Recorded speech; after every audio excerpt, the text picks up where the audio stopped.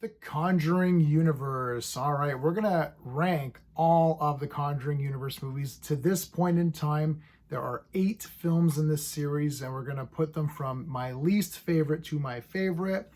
If you know me and my sort of personality and how I like movies and what I like about certain horror movies, because I'm a big time, massive horror movie fan. I'm not a big ghost fan, though. I saw Conjuring 1, and I think I saw Conjuring 2, or maybe not even that. I maybe saw Conjuring 1. I think I saw Conjuring 1 and Annabelle, and I thought, yeah, they're okay. I was excited for Annabelle because I thought the doll walked around, but she doesn't. She's just a conduit for spirits to come. I like when there's something tangible or a cool character. So, like, for example, the Cenobites, right? They're really neat looking. You can buy a toy of them. You can buy Funko Pops. You can buy statues and that kind of a thing. That's what I usually like. I like when there's a character associated, or that's if it's a ghostly thing, like the Cenobites are like spiritual demons or whatever. Or if it's like like Leatherface or Michael Myers or Jason or something, right? Like Freddy's a good example of like a spooky horror movie. Jason's a slasher character. Freddy's more of this like spooky dream character, but he looks cool and he's got dialogue, and you can buy a toy of him. Knowing that, you're going to automatically know where my rankings are going to be, or at least you'll be able to know where my top ones are. Also, setting and mood and music and stuff is also important to me. So again, and again, I like period stuff. So again, you just by that you can tell where my favorites are gonna lie. So my least favorite, my least favorite is Annabelle Comes Home. Firstly, she's already home and comes home what? Like comes home to the house where she started, because she's in the Warrens' house. So this movie basically just has 3 girls stuck in this house with this spirit. Think of it like an Evil Dead Part 1 or Evil Dead 2. That's not nowhere near as good as that. I actually didn't hate this movie. I don't hate any of them. I'll tell you at what point are the ones where I'm like, yeah, like this is damn good. This one is like you watch, you're like, okay, the girls were fine. I didn't hate them or anything, but I just didn't think there was anything much to the story. It's like the one girl wants to contact her father, so she opens up the Warrens' little basement of horrors and then releases Annabelle because like she's dumb. It's just weird. I'm not a big fan of when movies start out with something really dumb and then now the whole movie happened. Like, so it's like if she didn't open that door, there'd be no movie. I know some movies are like that anyways, but I just don't like where the whole thing is now based on that. It was okay. I don't know what, I'm not going to do my space system for each one of these movies. Like that would just take too long. It's probably like, a 6 or something out of 10. Something like that. It was all right. So that's my 8th. Number 7, I would give to Annabelle Part 1, the first Annabelle movie. Again, there's nothing, it's just spirits and things happening. And a lot of times with these spirits and ghosts, it feels like nothing happens. Like I think in the last movie, or in the one I just said, Annabelle Comes Home, nobody died, I don't think. And same with this one, I don't think so. I don't remember. See, it wasn't an impact. I feel like, oh, look, there's a ghost and it's, oh my God, it's moving stuff around. Like, oh, okay. I mean, it's just, to me, it seems more of an annoyance than anything. It's just, I don't know. I don't feel anything towards it. I guess they wanted the child at the end, and there was like the baby, which was very cute. It was a very cute baby. I guess they wanted the baby, and that was supposed to give it some more tension, but it didn't. It's just like I know they're not going to kill the baby, so whatever, right? Again, Annabelle, it was okay. There was some good stuff in the basement where they go to this creepy basement. It's all dark. That was really neat. That was probably the best scene. Number 6 is gonna be The Conjuring Part 1. Again, spirits. It's like, again, I'm not a big Amityville guy. Poltergeist is okay to me. I'm really not into these movies as much. I don't like Paranormal Activity, and I think if you believe in these spirits and stuff, maybe it holds more value to you. To me, the Warrens were a bunch of con artists and liars. So like, the true story aspects of this stuff is completely rubbish and stupid. So I'm only judging these movies based on the movie. I will say that in the film series, I actually do like Ed and Lorraine Warren, played by Patrick Wilson and Vera Farmiga, who I really like. I do like both of them, so I'm kind of just watching for their interactions. The real life people I couldn't give a crap about, but definitely in the movies they're much better in the movies. So this one was like, again, it's okay. If I was in my buying everything I watch days, I would have just bought all of these movies and just be like, I've got the Conjuring series. But when we get to the end of it, I'll tell you which ones I actually own. The next one is Conjuring 2. So I actually like Conjuring 2 better than Conjuring 1. I like the new location. It's like in London, and the family is there, and there's like a lot of great effects and a lot of damage is being done by this spirit in this Conjuring Part 2. I felt like there was a lot, they're like throwing shit around. I also liked the angle. Franca Potent is in this from Run Lola Run. Yes. I also like the angle of having it, of having skeptics there and saying, well, this is just fake. I don't know. Like, we need to prove that this is real before we get the priest in. You've got Franca Potent, who's like, yeah, this is all BS. And the girl actually fakes, she actually does one where she fakes an encounter because the spirit threatens her. So I like that. The storyline was much better, I felt. This one had sort of the best story out of the ones so far that we're looking at. I liked Conjuring 2 is okay. So that's the bottom four. So here's your top four. Top four. So the weakest of the top four is going to be The Conjuring 3, The Devil Made Me Do It. This one is the best of the Conjurings for me. I would consider purchasing this one on a Blu-ray or 4K or whatever. Consider it.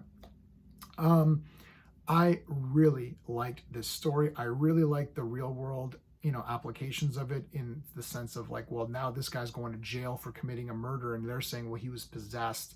Now, all these movies are based on true, at least the Conjuring ones, they're all based on true events. And I did go on Wikipedia, which is the extent of my research, because I don't care really that much. But there is a lot on this particular case of this guy saying that the devil possessed me to do these things, where Lorraine was involved in this, and there's books on it and stuff like that. And some people are saying it was a hoax. It was just, they just concocted this story. I don't really care about the real world situation. In the movie, it's really cool. I also like the fact that there's this this woman who is putting these little totems and making people commit these crimes. She was cool and weird. And again, it's a real world person doing magical things. So right there, that I'm going to like this one the best. The other ones are just spiritual beings, and I don't care that much. When it's a real person affecting stuff, I like that much better. Exorcist 3 is my favorite of the Exorcist movies. For that reason, you've got a guy who's possessing people to do killings. A lot of times in these movies, someone is possessed, and you're like, okay, let's talk about Reagan in an Exorcist Part 1. She is possessed. Well, if she is possessed, what does it matter? Like, I haven't seen The Exorcist Part 1 in a very, very long time. It's been probably 20 years. So I'd really need to rewatch that again. I own that, of course, because it's a classic. But I don't remember, like, if she's possessed, okay, so who cares? Is she going to work at McDonald's and get your order wrong and pay taxes? Like, I don't get it. The Conjuring Devil Made Me Do It shows that there's actual bad things. So this lady is cursing these people to commit murders. Well, now we need to get involved because these people are getting killed. Now, of course, Reagan's an innocent girl. You don't want an innocent girl to lose her soul. If you believe in such things, in the movie, obviously is real because the movie is saying it is real. But, if she loses her soul, that sucks, I guess. But is that like a super big concern for the world? Like, people die all the time, right? I'm not saying who cares if she loses her soul or not. I'm just saying that in Conjuring 3, they're not just losing their soul, they're also killing other people. So it's like, okay, yeah, we got to stop this cult. This is bullshit now. Like, we got to take this lady down. So I like that part of it. Okay, top three of the Conjuring universe. You can already see where this is going. Number 3 of the top 3 is Annabelle Creation. Now, this was a really well done movie. These are all period movies pretty much. This one is done at this sort of guy's house. It shows how Annabelle died, and it was pretty tragic, actually. And I actually really felt bad for the family, and they kind of took in these orphan girls. Absolutely great. This one had the best characters. All of the little kids, it was all little girls, they were amazing. And there's one girl who's kind of like crippled. She's got her leg is messed up. Man, they put this kid through the ringer in this.